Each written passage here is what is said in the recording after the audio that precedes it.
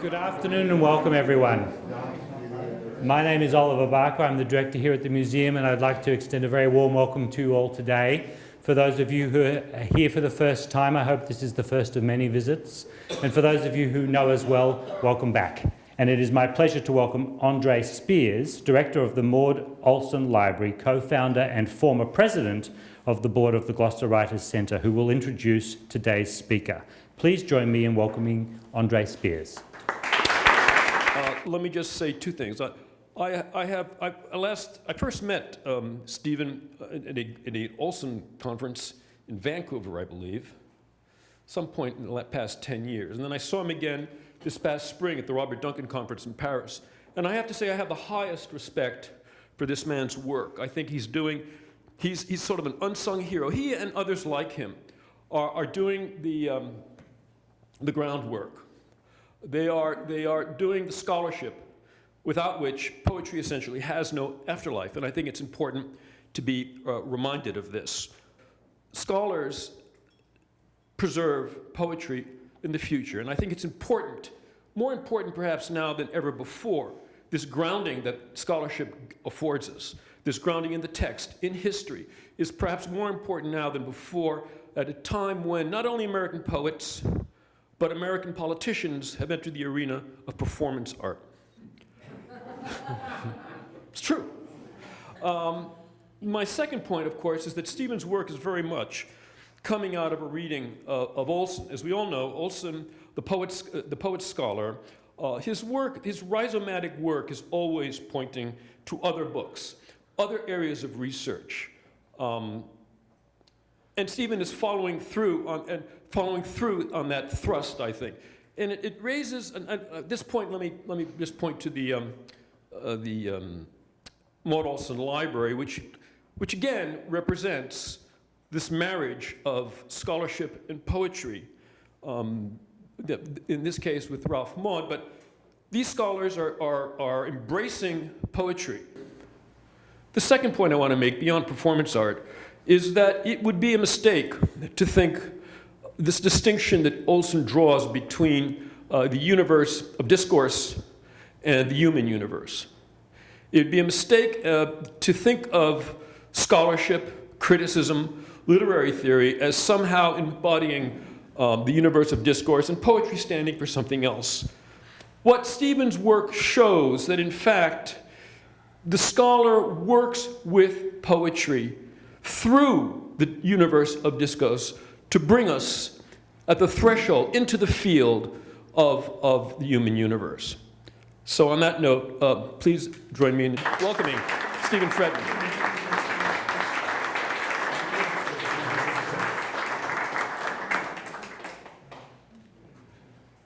Thank you very much, Andre. And I just want to say to begin with that I feel tremendously honored by the Gloucester Writers' Center and the Cape Ann Museum to be invited to give this really prestigious lecture, to be the 9th person to speak about Charles Olson. I don't know how many of you have been here for the previous 8.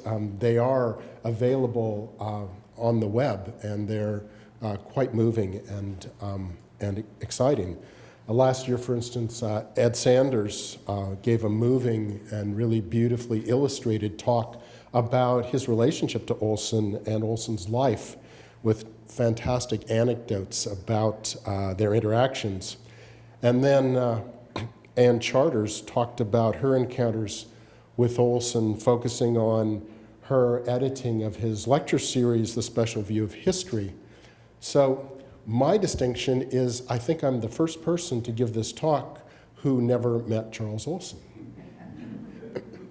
Given that he died in 1970, that doesn't place me in a very select group of people.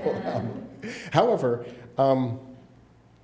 I was incredibly fortunate as a young man to not meet Olson, but Robert Duncan when I was a freshman in college. He came for a week to speak at Pomona College. And I was completely smitten by his sense of poetry and its powers. and he regaled us with stories of his crew. In fact, I started to think of them as his team, like a baseball club of Black Mountain poets, of Olson and Creeley and Duncan and Levertov.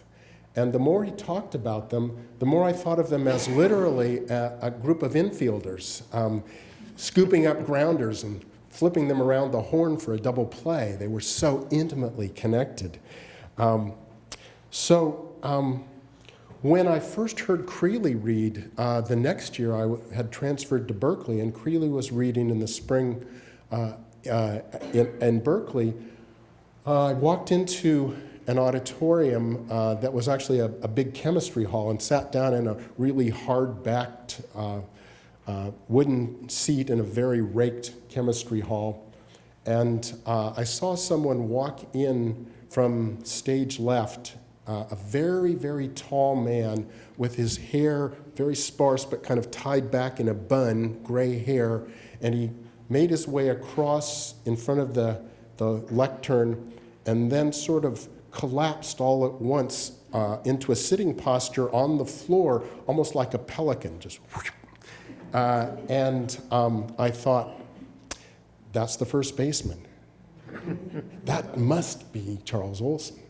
So Creeley got up and stood in front of the Bunsen burners and the faucets and gave a spectacular reading in his wonderful, hesitant but intensely moving style.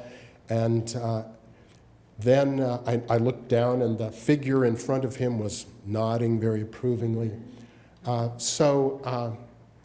Afterward, I did get to know Creeley in subsequent years, and several times I said to him, "So that was really Olson there, wasn't it?" And he kept saying, "No, it wasn't. It wasn't." And it was actually, I think, a phantom sighting of Charles Olson. So that's what I have to offer as a personal experience of Charles Olson. So what I can offer instead of anecdotes about encounters is something on a different order. And I want to look at three main features of Olson's writing, which will be rhythm, history, and performance, and use examples from his work of the 1950s to illustrate these issues. The first is from the Songs of Maximus in the first volume of the Maximus poems. The second is from the lecture series I mentioned, A Special View of History. And the third is his dance play, Apollonius of Tyana. In my view, what draws together Olson's approaches to rhythm, history, and performance is the underlying concept of experience, a concept that he shares with the American pragmatist philosopher John Dewey. Olson and Dewey propose a pedagogy, a way of teaching and learning, and an aesthetics of maximum self-awareness and social efficacy. Olson's philosophical stance can actually be stated succinctly in a quote from Dewey's classic Art as Experience. So before I move to that slide, I want to just say something about the two images that I'm going to alternate on the slides throughout this talk. They're both by artists with whom Olson was very closely associated at Black Mountain College. The first one is by Ben Shawn, and what's interesting about this particular image is that it's done for Nicholas Cernovich, who was the same young student whom Olson wrote his dance play Apollonius of Tyana for. So we'll hear his name again. But notice the kind of glyphic quality of this image. It's as though Shawn is trying to invent a new kind of abstract language for representing the human being. You could say something similar about this image from Cy Twombly, which also was created. He was, at that time, a student at Black Mountain College, and he was illustrating a broadside by the poet Robert Duncan of one of his early major poems called Song of the Border Guard. And again, these are glyphic images that seem to have an abstract relationship to the human figure. So I'm going to alternate between these throughout the talk. At any rate, the the quote from Dewey that I think expresses Olson so well is, "Experience is heightened vitality. Instead of signifying being shut up within one's own private feelings and sensations, experience signifies active and alert commerce with the world. At its height, it signifies complete interpenetration of self and the world of objects and events." So, just to give you some background, mine is by no means the first attempt at supplying a philosophical context for thinking about Olson. For instance, his profound interest in Alfred North Whitehead has been widely discussed, and several of his early critics compared him to Martin Heidegger. In his own book, The Special View of History, he pits himself against Hegel explicitly. And then Miriam Nichols, a contemporary critic, has seen anticipations of the French philosopher Gilles Deleuze in Olson's writing. Finally, underway now in England by the contemporary critic David Hurd is a kind of dialogue he's conducting between Olson and the philosopher Hannah Arendt about political philosophy. Dewey is actually not mentioned in Olson's published work, and he's not found in the myriad sources identified by George Butterick and Ralph Moad, or in the critical literature, aside from one significant analysis by Robert Duncan. But he was, Dewey that is, prior to and during the Great Depression, when Olson was acquiring his intellectual proclivities, a towering figure in American philosophy and education, and one of the most prominent left-leaning intellectuals.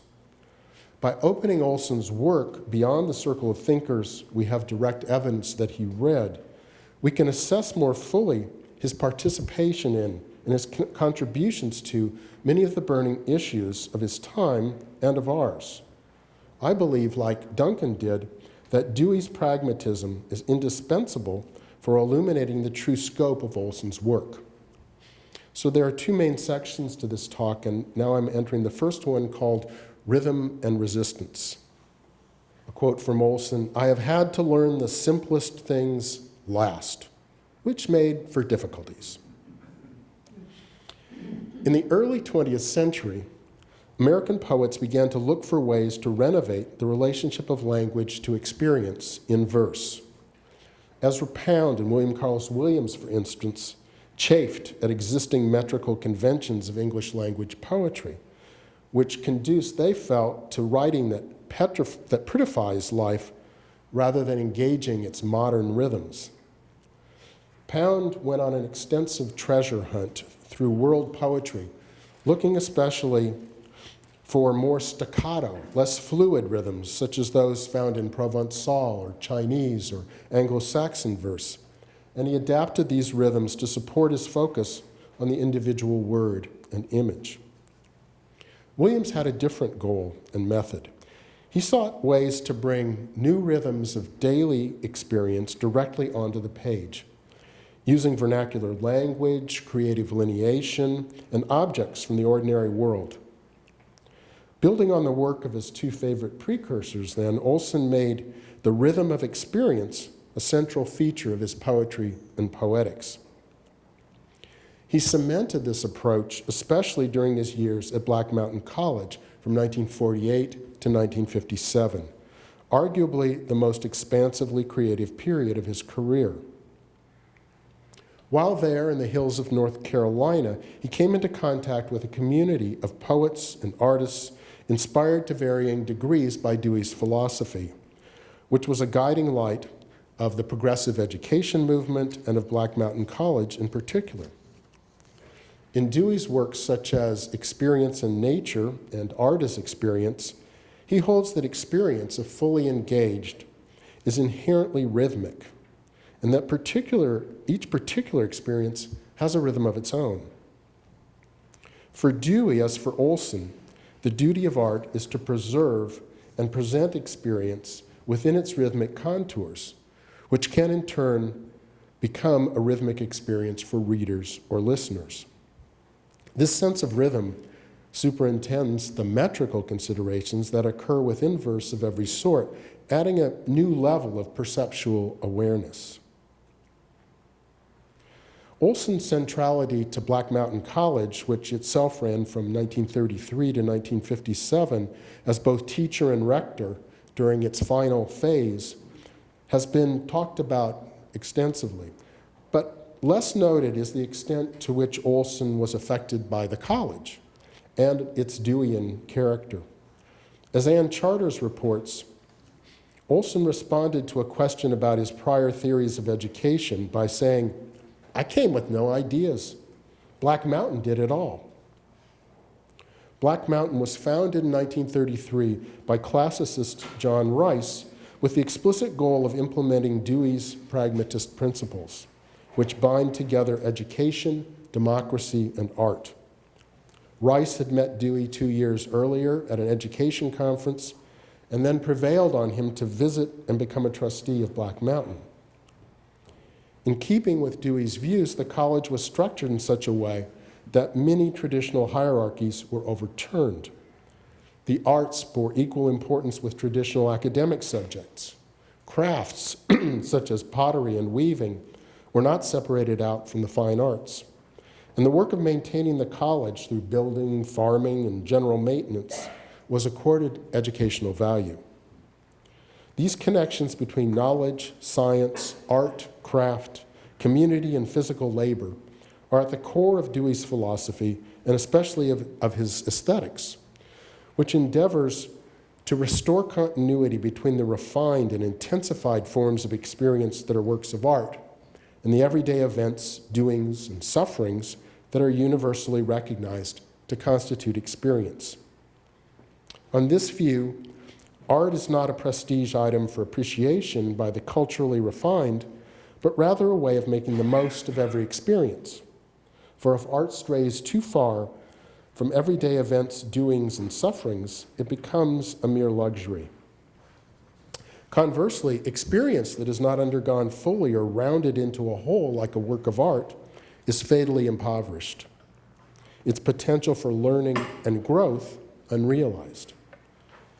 In the modern world, however, such experience seems less and less common. In his essay, Human Universe, Olson laments, "We do not find ways to hew to experience as it is." One of Dewey's contentions is that we arrive at a rounded, aesthetically fulfilling experience when all the tensions and opportunities for growth within an occasion are given their due. Then it becomes what he calls an experience, and we can refer to it by name. He says, that meal, that storm, that rupture of friendship. Interestingly, for Dewey, as experience begins with resistance, tension, imbalance, and then proceeds by engaging the energies that arise in the situation until a new, though provisional form is reached. What I'm contending is that Olson valued difficulties and resistances so highly because he too was seeking ways to renovate experience in the contemporary world. But for both of them, the general principle that experience shapes form derives from ultimately a long pragmatist tradition which comes to prominence initially in the American Renaissance. For this tradition, encapsulated in aphorisms like Emerson's "Ask the fact for the form" and Louis Sullivan's "Form follows function," artistic form proceeds not out of an ideal model, but from the exigencies of the work's actual creation, from interactive experience within a particular situation. Olson enshrines this principle in Projective Verse, his most famous essay, by positing what was ultimately Robert Creeley's maxim, "Form is never more than an extension of content," as one of his 3 statements of dogma. Olson insists that the form of the poem should reflect as clearly as possible the rhythms of experience that occur within it. While he was teaching at Black Mountain College, Duncan published an essay, Notes on Poetics Regarding Olson's Maximus, which aligns the Maximus poems explicitly with the pragmatist tradition. He maintains that Olson's grand project of the Maximus poems fits into an American poetic lineage where, quote, striding syllables show an aesthetic based on energies. He turns to Dewey for help in explaining Olson's formal achievements. First, he notes, art as experience points to the difference between the art product, statue, painting, or whatever, and the work of art. Implicitly praising the work or energy that goes into Olson's epic poem, Duncan offers another citation from Dewey about rhythmic vitality in experiential art. Order, rhythm, and balance simply means that energies significant for experience are acting at their best. In other words, to achieve order, rhythm, and balance requires gathering the energies that constitute an experience or a work of art and allowing them to play out to their fullest through conflict and, at least temporary, resolution. When energies are given such attention and freedom during the composition of a poem, they continue to operate at maximum force in the aesthetic experience of the reader or auditor. Dewey's conception of form as energy and circuit points to the goal of preserving energy through rhythmic interaction. He shares this goal with Olson, who holds that the experience informing the poem can, with the right method, be delivered to the reader with an equivalent force. In projective verse, he defines the circuit of experiential energy that operates in what he calls an open field poem. A poem is energy transferred from where the poet got it. He will have some several causations by way of the poem itself to, all the way over to, the reader. Olson and Dewey agree that experience is central to cognition, growth, and art, and that it is far from automatic. In Dewey's terms, experience involves both active doing and passive undergoing, requiring in either case maximum attention and persistence to become, again, what he calls an experience. The problem, he complains, is that we live in this hurried and impatient human environment with experience of an almost incredible paucity, all on the surface. No one experience has a chance to complete itself because something else is entered upon so speedily. When Olson urges in projective verse the poet to get on with it, keep moving, keep in, speed, the nerves, their speed, the perceptions, theirs, the acts, the split-second acts, the whole business, keep it moving as fast as you can, should we read him as falling into the trap of impatience and inattention? I don't think so. He advocates not frenzy or heedlessness, but effective awareness and action in the midst of the unstoppable flux of experience. A strict discipline that requires the vigilance of being, as he says, instant by instant aware of some several forces just now beginning to be examined.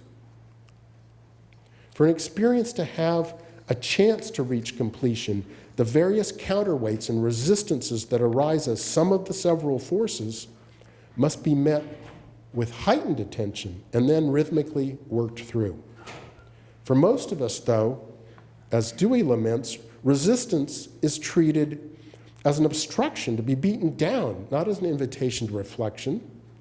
An individual comes to seek unconsciously, even more than by deliberate choice, situations in which he can do the most things in the shortest time. Of course, this hasn't been the case any longer, I wouldn't say. Multitasking was something that Olson couldn't have foreseen, maybe. In contrast, Olson welcomes resistance and difficulty into the poem rather than seeking shortcuts around them. And he allows time to extend rhythmically as long as the several forces of the situation demand it. Now, I've been keeping you away from poetry for quite a long time, but we're about to enter into a long discussion of a very close reading of poetry.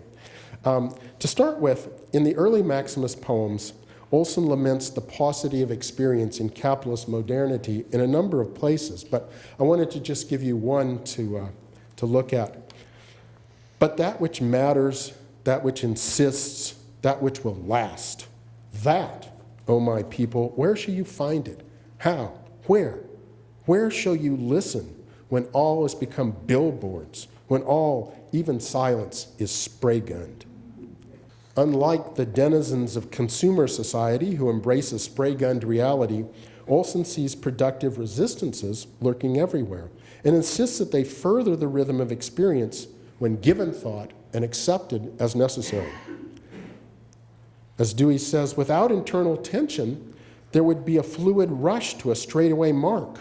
There would be nothing that could be called development and fulfillment. The existence of resistance defines the place of intelligence in the production of an object of fine art. Olson's allegiance to the productive quality of resistance is signaled by his titling an early piece on political and existential defiance, The Resistance. In this one-page essay, he seeks to reground human experience after Auschwitz and Hiroshima in the physical body, which itself provides the only effective resistance to overweening ideologies. Likewise, in the first volume of the Maximus poems, he takes note of his own resistances in many situations, and he matches his experiences to those of resistant individuals throughout the history of Gloucester. Here, resistance does not signify turning aside from trying circumstances, but rather seeking to identify and accept difficulties and contradictions, and then to pursue experiential outcomes. In the fourth poem, The Songs of Maximus, he enacts this choice of resistance over fluid rush in Song 3. This morning of the small snow, I count the blessings, the leak in the faucet, which makes of the sink time the drop of the water on water as sweet as the Seth Thomas in the old kitchen. My father stood in his drawers to wind. Always he forgot the 30th day, as I don't want to remember the rent. A house these days, so much somebody else's. Or the plumbing, that it doesn't work. This I like. I've even used paper clips as well as string to hold the ball up and flush it with my hand. But that the car doesn't, that no moving thing moves without that song I'd void my ear of, the music racket of all ownership. Holes in my shoes, that's all right. My fly gaping, me out at the elbows, the blessing that difficulties are once more. The theme of time is lived in rhythmic experience, enhanced by physical or social resistances, runs through the perceptions, memories, and reflections of this poem. In Dewey's formulation, time ceases to be either the endless and uniform flow or the succession of instantaneous points, which some philosophers have asserted it to be. It, too, is the organized and organizing medium of the rhythmic ebb and flow of expectant impulse, forward and retracted movement, resistance and suspense, fulfillment and consummation. In other words, time itself is a function of the rhythms of experience, of felt and remembered and anticipated action, and not an external force or measuring rod. Images of time and rhythm are found in morning, in small snow, and in the sweet plunk of the drop in the sink, which is compared to the resonant beats of time in the old wood of an antique American clock. Time and rhythm are also found in the daily ritual of winding the clock, and in the monthly patterns of leaving out a day, which is compared to the dreaded periodicity of paying the rent, so that economic and political ills, a house these days, so much somebody else's, are brought into the purview of experiential rhythm. And behind the phrase small snow, which conveys a sense that natural rhythms tacitly define our experience of time, lies one of Olson's favorite early modern poems of unquenchable longing. O western wind, when wilt thou blow, and the small rain down shall rain? O Christ, that my love were in my arms, and I in my bed again. As an essential and ubiquitous situation in which experience occurs, whether defines our context in both spatial and temporal senses, and it also determines mood. In this case, the incipience of snow flurries intimates the intense desire that underlies many of Olson's poems of the 1950s. The other major theme in this portion of the poem is resistance itself. Dewey emphasizes the importance of emotional resistance for rhythmic form. The resistance offered to immediate expression of emotion is precisely that which compels it to assume rhythmic form. If the emotional source of Olson's respect for resistance lies in the desire and longing at the core of the poem, then he expresses this respect in a variety of small but telling physical actions. By accepting that the toilet doesn't work, repairing it with paper clips and string, flushing it by hand, and by wearing shoes with holes, leaving his fly gaping open and his shirt ripped at the elbows. The resistant self he describes resembles a hobo or a scarecrow, a defiantly unpresentable self-presentation. He celebrates battered, broken, decayed qualities as experiential blessings. This defiant stance reveals how the things of our lives have their own histories and physical presences with which we interact intimately and rhythmically. Elsewhere, he proclaims that which exists through itself is what is called meaning, emphasizing a kind of absolute resistance in the self-containment of real things, which guarantees their meaningfulness, a resistance to discursive categories or comparisons as anything but a misprision of life. The emotions and attitudes in this section are complex.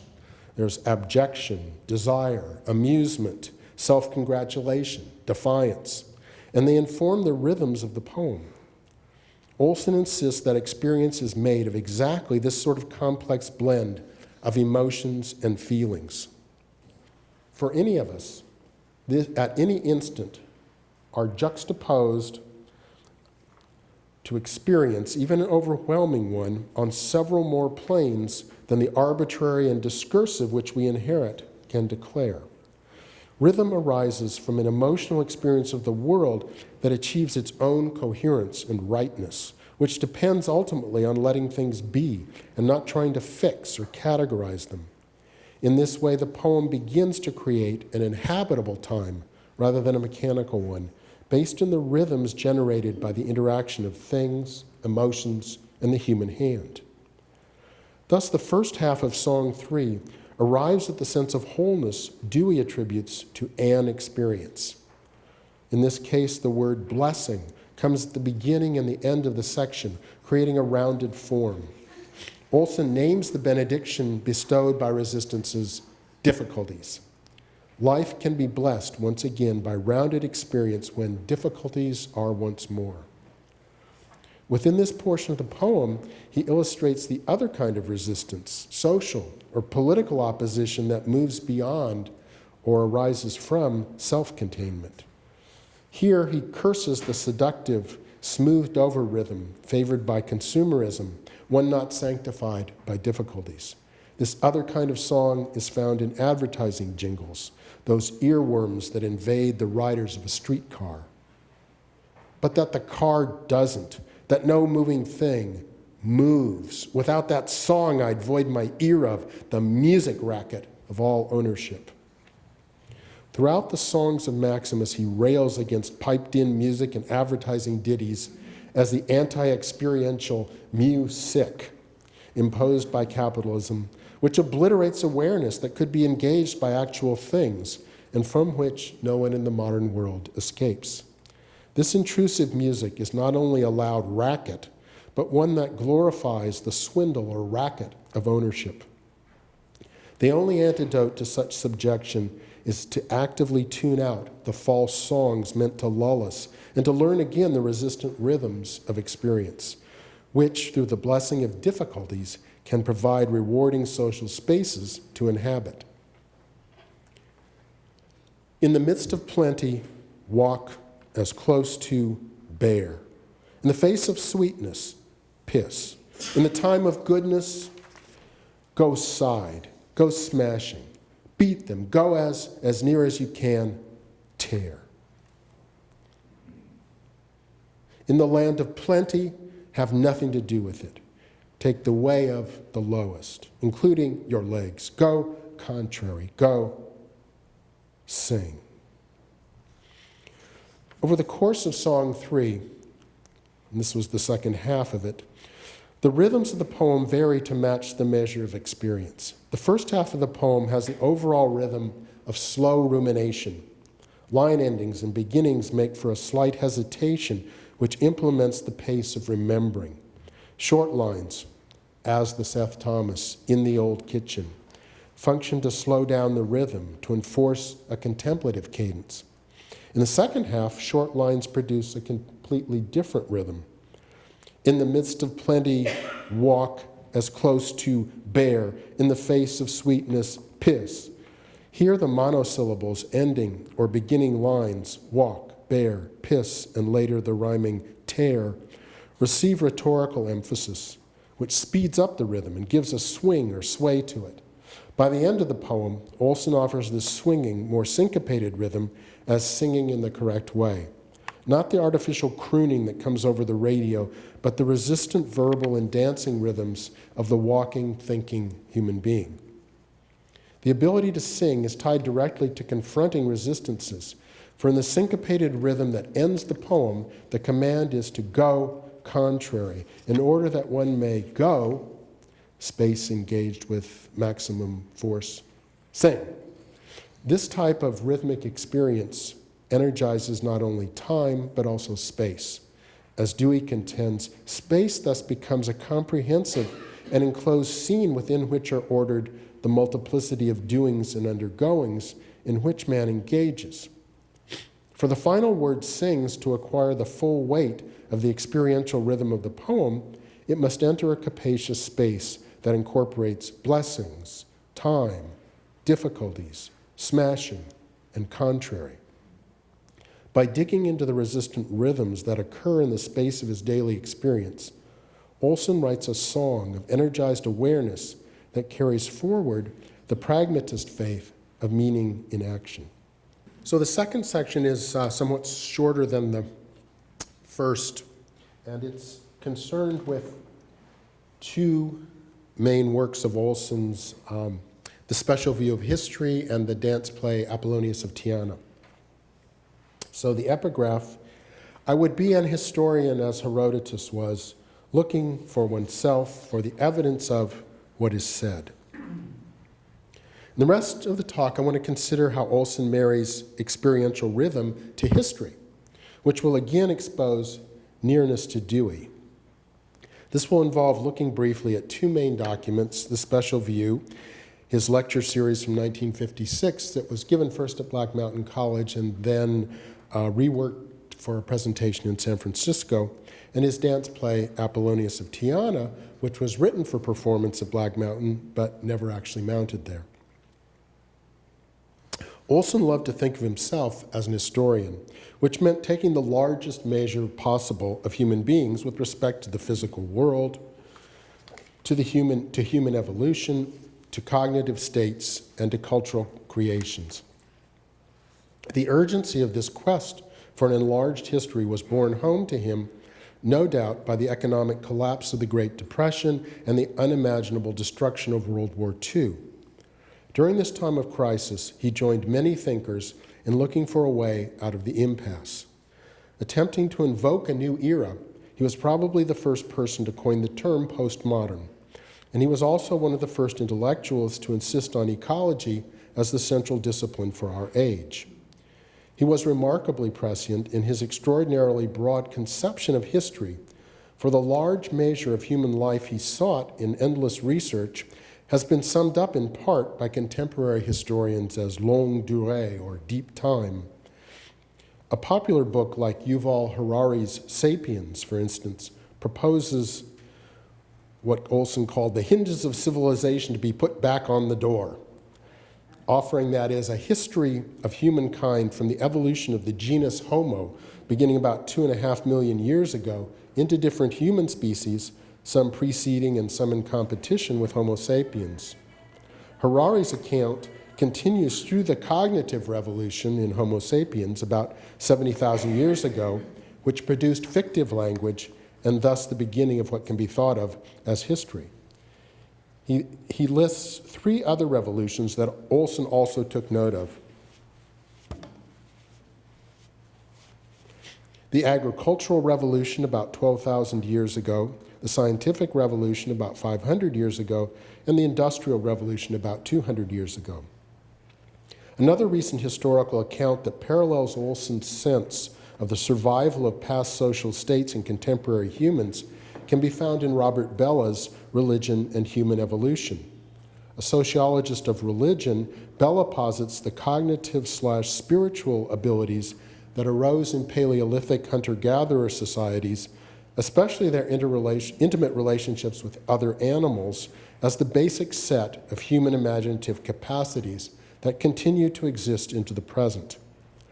His account then moves on to the archaic religion of gods and kings, contemporaneous with the agricultural revolution, and it ends with the axial age, around 2,500 years ago, in which self-critical thinking gave birth to ethics. Bella's definition of human capacities as being set in the Paleolithic, with a major disruption in the Neolithic and a culmination in the axial age, fits the broad outline of Olson's view of history.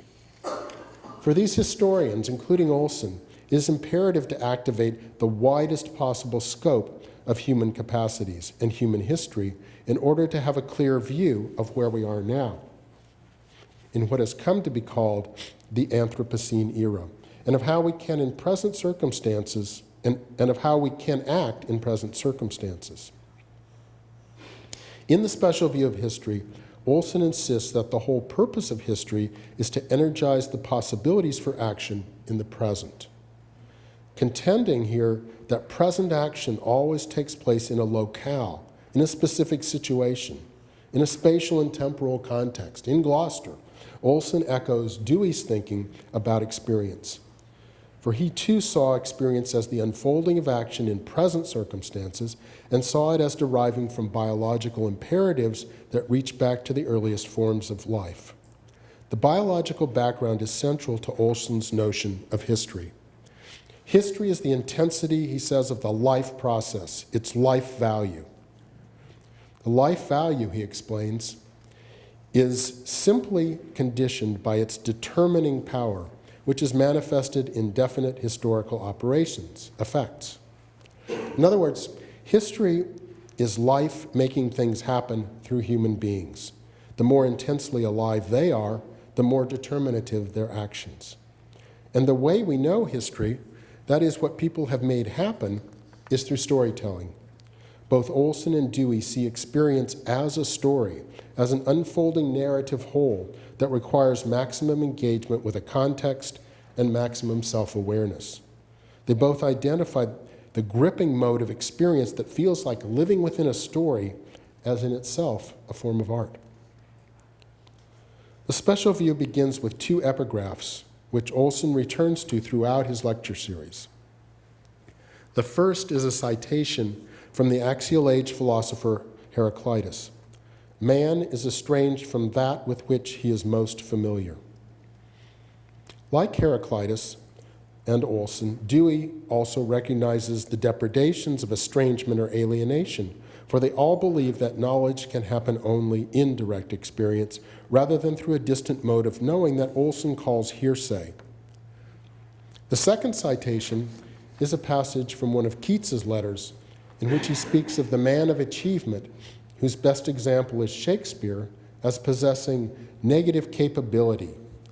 That is, when man is capable of being in uncertainties, mysteries, doubts, without any irritable reaching after fact and reason.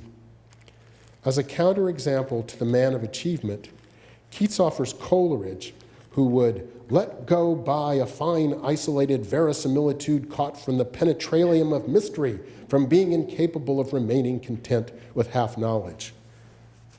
if you can't quite penetrate the mystery of that statement, I think what he's saying is that Coleridge had some amazing insights, but he couldn't quite get them to gel, and so he let them go.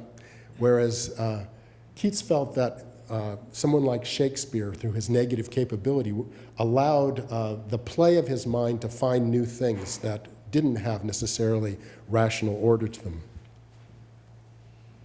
The fear of not being able to affirm that one understands prohibits the arrival of new knowledge. Dewey spends 2 pages of art as experience discussing negative capability, agreeing with Keats and Olson that the irritable reaching after fact and reason diminishes experience and therefore results in impoverished knowledge. So taking his 2 epigraphs into account, Olson states the goal of his lectures. The attempt here is to establish in what sense man need not any longer be estranged from that with which he is most familiar. That would be the content, and is the reality in whose face any one of us has to take a stance. And that the stance which yields the possibility of acts which are allowably historic, in other words, produce, have to be negatively capable, in Keats's sense, that they have to be uncertain. Olson sees historical acts as those events in living that open something up for, as he says, like it or not, see it or not, history is the function of any one of us. He goes on to clarify that his definition is different from all 3 of the common ways of speaking about history. It's not merely a record of events of the past. It's not another word for fate, as in being trapped by history. And it's not the surpassing of a previous mark, as when we say a person or action makes history. Rather, it is experiential action. It is the intensity of a life lived in its particular circumstances and situations, which, because of its life value, becomes determinative. There are only 2 ways, Olson contends, to know what happened in history. He says, what did happen? 2 alternatives: make it up or try to find out. Both necessary. And both, he insists, involve telling, which is the art of making sense of what one knows. He says, story was once all logos, the art of logos. Logos is another term from Heraclitus with a variety of meanings, including word, order, logic, truth, and so forth. Olson believes that the ancient storyteller function, which was the art of logos, quote, was not mere word or even an expression of human experience so much as it was a form of human experience itself. In other words, a story results from an experience and is itself an experience. When Dewey seeks to define what he means by a fully lived experience, he finds it delineated by story in the form of drama or fiction. Where should we look for an account of such an experience? Not to ledger entries, nor yet to a treatise on economics or sociology or personnel psychology, but to drama or fiction. Its nature and import can only be expressed by art because there is a unity of experience that can be expressed only as an experience. Story is precisely what ties the present to the past and thus makes us feel alive. For Olson, history as experience involves exploring the artifactual repositories of archives as much as the physical layers of landscape, searching for traces that tell a story. He invokes Herodotus as a first historian in order to show history as grounded in experience. And this is Olson again. Historiae in him appears to mean finding out for oneself instead of depending on hearsay. While philosophers, quote, were looking for truth, Herodotus is looking for the evidence, unquote. In other words, history involves digging deeply to get as much of the story as possible, rather than seeking an a priori absolute. As he counsels Ed Dorn in his bibliography on America, best thing to do is dig one thing or place or man until you yourself know more about that than is possible to any other man. Doesn't matter whether it's barbed wire or pemmican or Patterson or Iowa, but exhaust it, saturate it, beat it. In the special view, Olson recognizes explicitly that knowing more than anyone else does not mean knowing everything as fact. Imagination, which depends upon fully lived experience, is also essential. By history, I mean to know, to really know. The rhyme is still mystery. We can't stand it. Nothing must be left undone. In other words, to really know, to tell the story, also involves negative tapeability, which allows space for imagination to fill in the unknown. And the reason Olson points Dorn not only to functional historical objects such as barbed wire and pemmican, but to places such as Patterson or Iowa, is because geographical location and the life lived in a place are themselves eminently historical. History is the new localism, a polis to replace the one which was lost in various stages all over the world from 490 BC on. Of course, Olson specifies Patterson because of his debt to William Carlos Williams, whose epic investigation of the history of his own place gave permission for Olson to undertake a like encounter with Gloucester in the Maximus poems. What is less known is that Williams took his own motto, "The local is the only universal," directly from a statement by Dewey he had read in the Dial. Dewey said, "The locality is the only universal." In 1951, Olson wrote a dance play, Apollonius of Tyana, whose explicit theme is that the local is the universal. In a CBC interview, he explains, "I wrote before, just in the midst of starting those Maximus poems, a play which Nick Cernovich was to dance, as well as myself, called Apollonius of Tyana, which has not yet been performed. And this Apollonius of Tyana was a contemporary of Christ and moved around the world in the first century, actually himself poking his nose into anything and persisting, coming from Tyana on the advantage of specifics, not of a place, but of any place, to yield the words are wrong, but say, to yield to the universal." Although Apollonius was not performed, Olson maintained a strong interest in drama and dance and participated in a number of innovative performances of Black Mountain, most notably Theater Piece No. 1, The Happening, staged by John Cage, including Olson, Merce Cunningham, Robert Rauschenberg, M.C. Richards, and David Tudor. Olson's most original piece of performance art, Apollonius, is an allegory that dramatizes the pedagogy he shares with Dewey, delineating steps to be taken in a course of experiential learning whose goal is maximum self-awareness and social efficacy. It instantiates exactly the sort of functional history that Olson describes in The Special View, one in which history teaches life value. As Olson makes explicit in a chapter that will be added to a new edition, I understand, of The Special View of History, to dance is an experience of the experience. How far can one learn before toppling over? Lift an arm, etc. Apollonius, a neo-Pythagorean, is a sort of occult twin to the sage who inspired the Maximus poems, Maximus of Tyre. At this point, Olson was searching for an allegorical persona through which he could express his deepest convictions. The dance play acts like a prolegomenon to the Maximus poems, which Olson had just begun to write.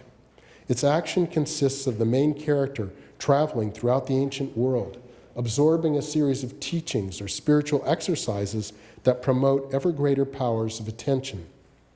The goal was to fully enter into and learn from his own experiences and thus gain the dynamic wisdom that will earn him access to political rulers, whom he can persuade to do good. Throughout his wanderings, Apollonius maintains a relationship to his personified birthplace, Tyana, who's the only other speaker in the drama. As Olson wrote to Creeley in a letter, "It is a use of Apollonius of Tyana that the voice issue as speech of place or earth be Tyana, and thus, perhaps, one could, by its content and its such placing, keep a tension between it and the dancer, so that all traction of movement and speech hold." Apollonius of Tyana represents a series of conjunctions between poetry and dance, between word and body. These experiential conjunctions were of the utmost importance to Olson, who describes his art in the early Maximus poems as how to dance sitting down. Tyana, the part Olson speaks, invokes the connections of historical actors to their places. It is not remembered, this is the part that Olson wrote for himself, it is not remembered that three of the chief of men were born pretty much at the same time, Buddha, Confucius, Lao Tzu. 3 places, 3 men, 3 of men who were not content with what had been, who found it necessary to shape themselves with greater accuracy than had been men's wont, at least at their time, to try to make more sense out of experience than ambience alone ever allows. Tyana, the place, sets the time of the dance play as the axial age, when, as Bella posits, theoretical thinking or ethical self-reflection first appears, even though Apollonius himself lived 5 centuries later.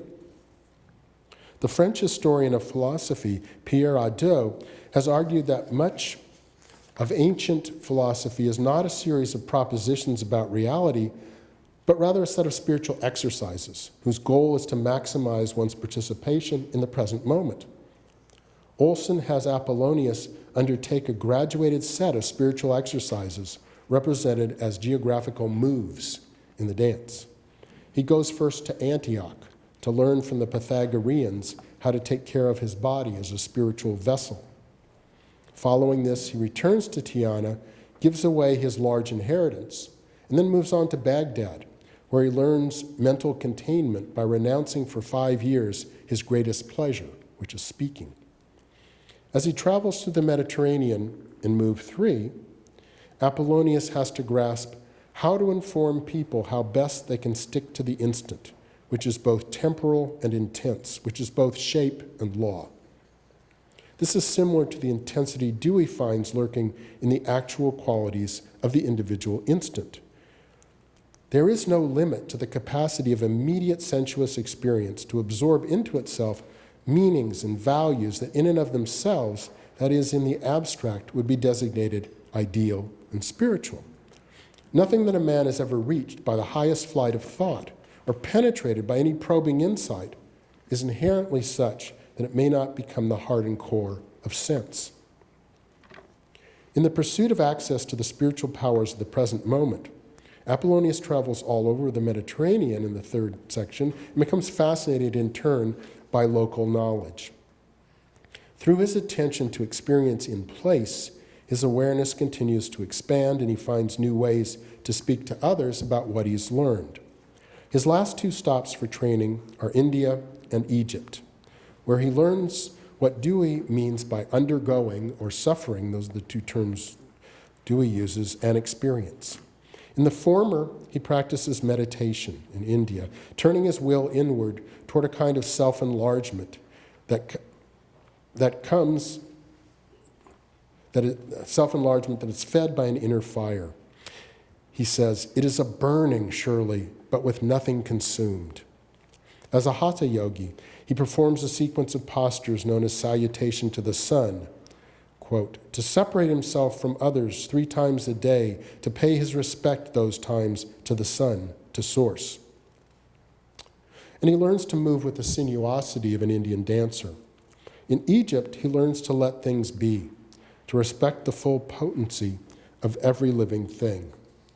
Nothing is so good as each allowed to be himself, alone, in the midst of the phenomenal world raging and yet apart. The final section of the drama consists of 2 dances of political and therefore historical consequence. First one is called The Restoration of the Local, which means especially the local deities as against those hegemonic Olympian gods. And the second is titled The Reminder to the Emperor He is a Private Man, which was restated by Bob Dylan as, "Even the President of the United States sometimes must have to stand naked." Taking this advice to heart, quote, Vespasian, writing his last letter to his son Titus, reminds him, "We 2 emperors are solely what we are, owing to the good advice of Apollonius." On the other hand, Olson comments, Apollonius considered the emperors Domitian and Nero to be tyrants and spoke out against them with no regard for personal danger. In sum, Apollonius is for Olson the dancing man of history, the twin of Maximus, who has learned how to undergo experience so fully that it becomes of primary use to himself and to the world. Apollonius of Tyana is like a schematic drawing of the spiritual exercises necessary to construct such a person of history, a way of speaking and dancing her or him into existence. And in a short conclusion, with respect to rhythm, history, and performance, Olson seeks to unite art and experience in a more holistic model of human flourishing than the hierarchical and alienated one that prevailed after World War II. Like his unacknowledged pragmatist precursor, Olson emphasizes the importance of direct experience, of finding out for oneself over received knowledge. He values the rough, unpolished quality of vernacular creation over the normative aesthetics of cultural institutions. He believes in the pedagogical effectiveness of both experience and art. And he sees artistic form as emerging from fully engaged, carefully contained experience. This notion of experience, which Olson operationalizes as history, is not solipsistic, but necessarily involves participation in the world. As Dewey remarks, experience in the degree in which it is experience is heightened vitality. Instead of signifying being shut up within one's own private feelings and sensations, experience signifies active and alert commerce with the world. At its height, it signifies complete interpenetration of self and the world of objects and events. This is precisely the stance toward reality that Olson presents in Apollonius and the Maximus poems, and that he preaches in projective verse and the special view. The self exists in the midst of, not aloof from, objects and events, and has imaginative access to them. To this end, he advises a quasi-Buddhist discipline of shedding egotism, of getting rid of the lyrical interference of the individual as ego, of the subject and his soul, that peculiar presumption by which Western man has interposed himself between what he is as a creature of nature, with certain instructions to carry out, and those other creations of nature which we may, with no derogation, call objects. Achieving this new kind of situated self is possible only by hewing to the resistant rhythms of experience. As a living, growing human being, one attends to and enters the rhythm of events. As an artist, one brings that rhythm into the heart of the work. As Olson affirms, there is only one thing you can do about kinetic, reenact it. Which is why the man said, "He who possesses rhythm possesses the universe," and why art is the only twin life has, its only valid metaphysic. Art does not seek to describe, but to enact. Thank you very much.